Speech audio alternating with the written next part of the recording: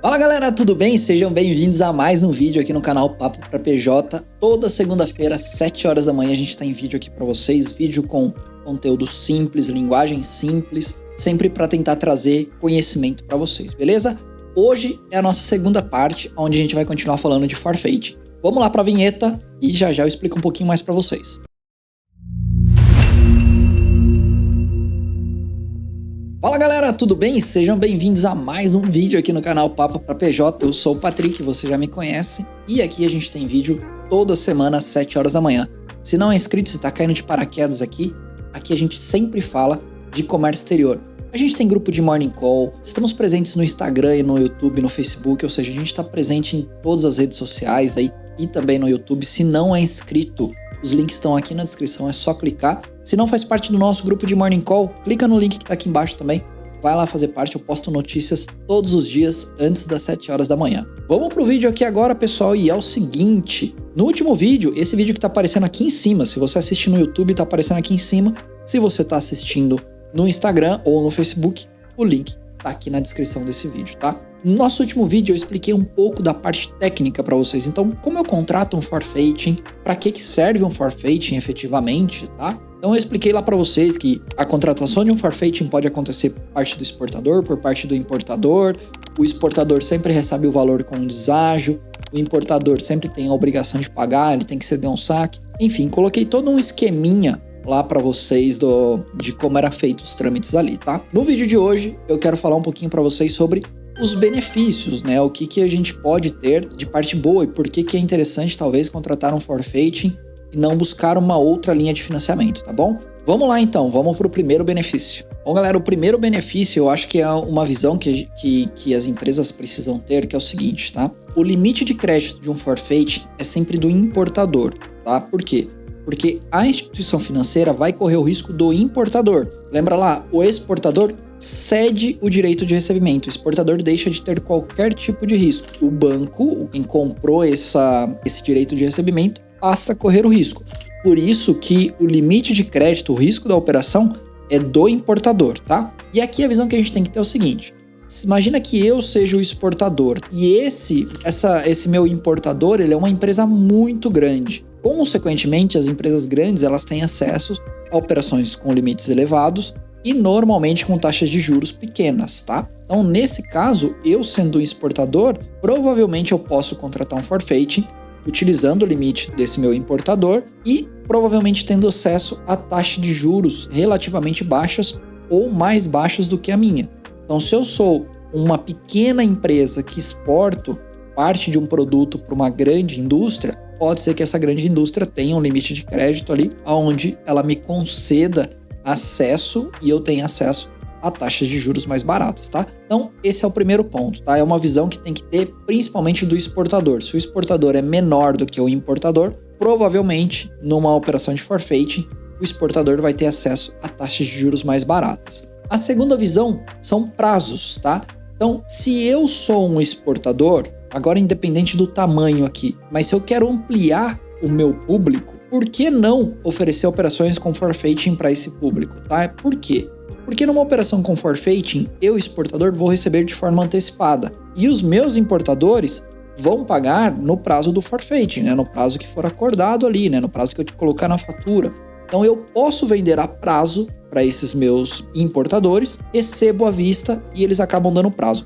E que isso pode contribuir para mim, exportador, tá?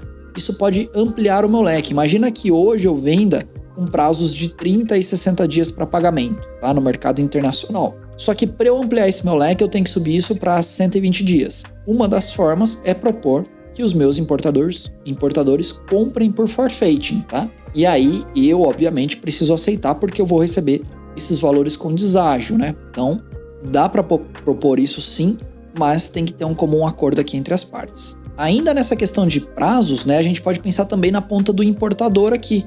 O importador pode fazer uma importação e ao invés de ele utilizar o FINIMP, ele utiliza o forfaiting, paga de forma à vista lá o seu exportador, né? Obviamente que seu exportador vai receber com um deságio e ele tem o benefício do prazo mais longo para poder pagar. Então isso também pode alongar na visão do importador. O importador também pode fazer uma proposta de importar através do forfaiting né, fazer essa proposta para o exportador. E aí é onde entra um ponto que eu quero conversar com vocês, tá? Por que um importador faria um forfaiting e não faria um FINIMP?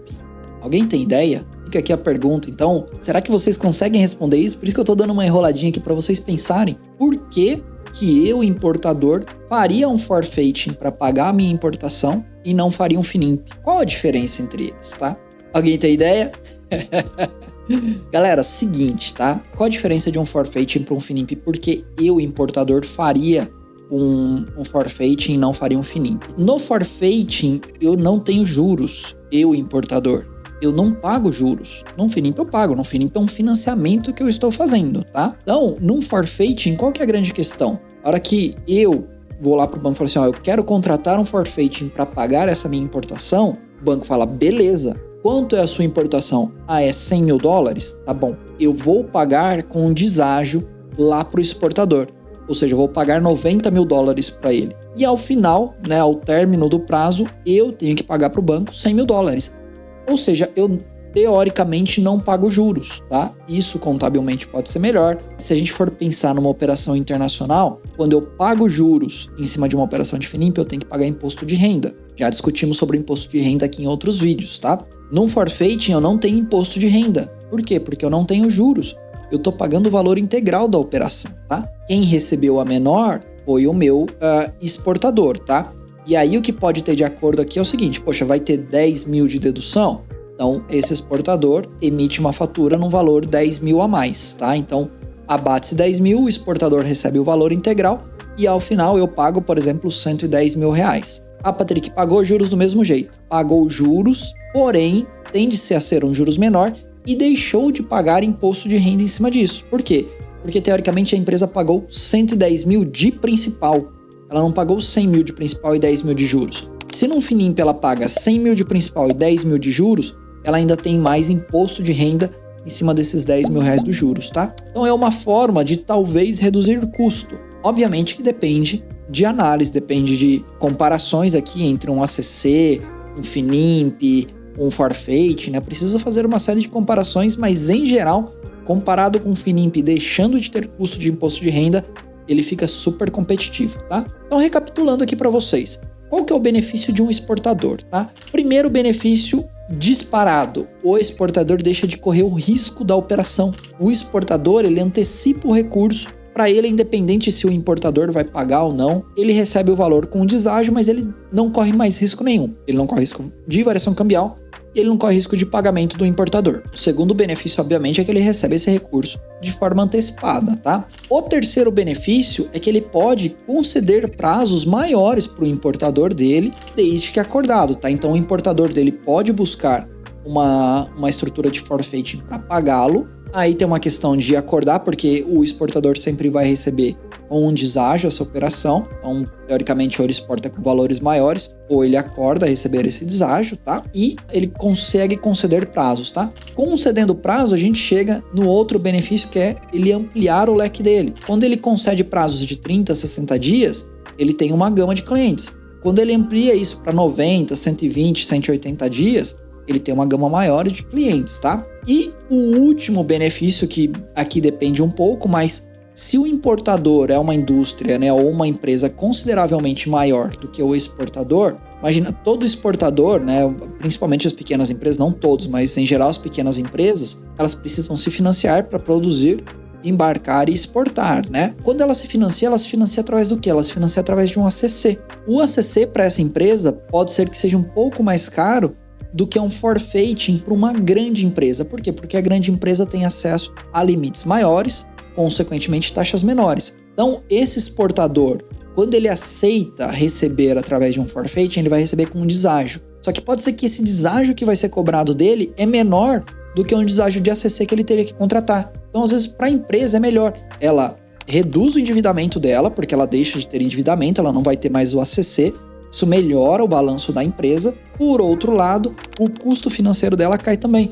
Porque se ela ia pagar, por exemplo, 10% de deságio no ACC e ela recebe essa exportação com 8%, 7% de deságio do forfaiting, ela reduziu o custo financeiro dela, tá? Então esses são os benefícios que a gente tem para um exportador. E para o importador, quais seriam os benefícios? Para o importador, ele tem o benefício também de alongar essa linha de pagamento, tá? Então ele pode ter negociações melhores com os fornecedores dele, tá? Imagina-se que a gente está falando de uma grande empresa.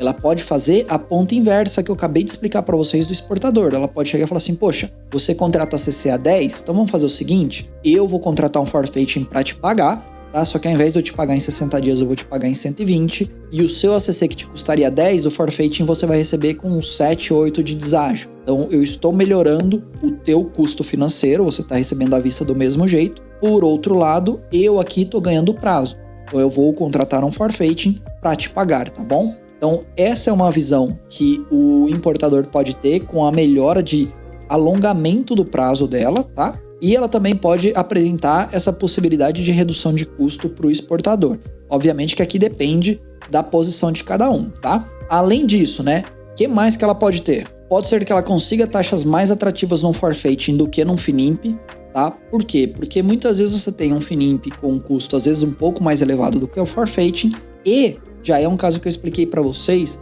que em um forfaiting a empresa não paga juros. O contratante ali não vai pagar juros. Se o contratante não pagar juros, ele deixa de ter imposto de renda em cima dessa operação.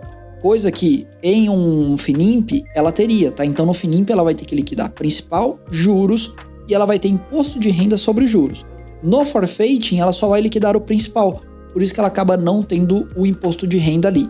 Então, há necessidade de se checar toda a estrutura de custo da operação para saber se um FINIMP sai mais barato ou não que um forfaiting, tá? Pelo fato de não ter que pagar o imposto de renda, isso acaba saindo num custo muito atrativo e muito competitivo. Então, essa é uma outra visão, beleza? Galera, eu espero que essas explicações tenham ficado claras para vocês. Os nossos 2 vídeos aí, eu espero que tenham ajudado. Comentem para mim se ajudou, se tiverem ideias, se tiverem assuntos que queiram que eu abordem, deixem nos comentários também, que se eu tiver conhecimento eu trago para vocês. Não se esqueçam de deixar o like, se inscrever, venham fazer parte dos nossos grupos aqui, Instagram, Facebook, YouTube e grupo de Morning Call, tá tudo aqui na descrição para vocês. Um abraço pessoal, até nosso próximo vídeo, tchau, tchau.